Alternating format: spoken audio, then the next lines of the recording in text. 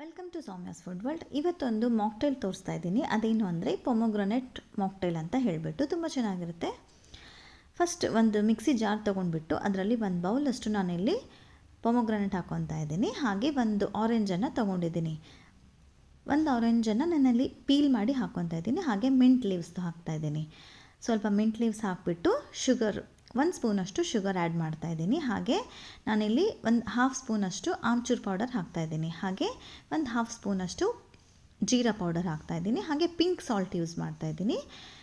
Next ಬಂದುಬಿಟ್ಟು ಸ್ವಲ್ಪ chat masala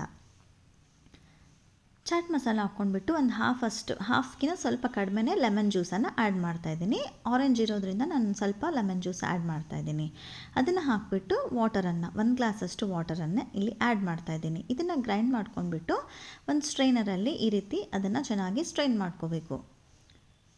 ನೋಡಿ, ಈ ರೀತಿ ಅದನ್ನು ಚೆನ್ನಾಗಿ ಸೋಸ್ಕೊಂಡ್ಬಿಟ್ಟು ಅದರಲ್ಲಿ ನೀವು ಐಸ್ ಕ್ಯೂಬ್ಸನ್ನು ಹಾಕಿ ಕೋಲ್ಡಾಗಿ ಸರ್ವ್ ಮಾಡಿದರೆ ನಿಮಗೆ ಪೊಮೊಗ್ರನೇಟ್ ಮಾಕ್ಟೈಲ್ ರೆಡಿ ಆಗುತ್ತೆ. ತುಂಬ ಚೆನ್ನಾಗಿರುತ್ತೆ. ಖಂಡಿತ ಟ್ರೈ ಮಾಡಿ. ನಿಮ್ಗೆ ಯಾರಾದರೂ ಗೆಸ್ಟ್ ಬಂದಾಗ ಸರ್ವ್ ಮಾಡೋಕ್ಕೆ ತುಂಬ ಸೂಟೇಬಲ್ ರೆಸಿಪಿ ಅಂತ ಹೇಳ್ಬೋದು. ಫಾಸ್ಟಾಗಿ ಕೂಡ ನೀವು ಮಾಡ್ಕೋಬೋದು. ಮನೆಯಲ್ಲಿರೋ ಇಂಗ್ರೀಡಿಯೆಂಟ್ಸಿಂದನೇ ರೆಡಿ ಮಾಡ್ಕೋಬೋದು. ನಿಮಗೆಲ್ಲರಿಗೂ ಇಷ್ಟ ಆದರೆ ಲೈಕ್ ಮಾಡಿ.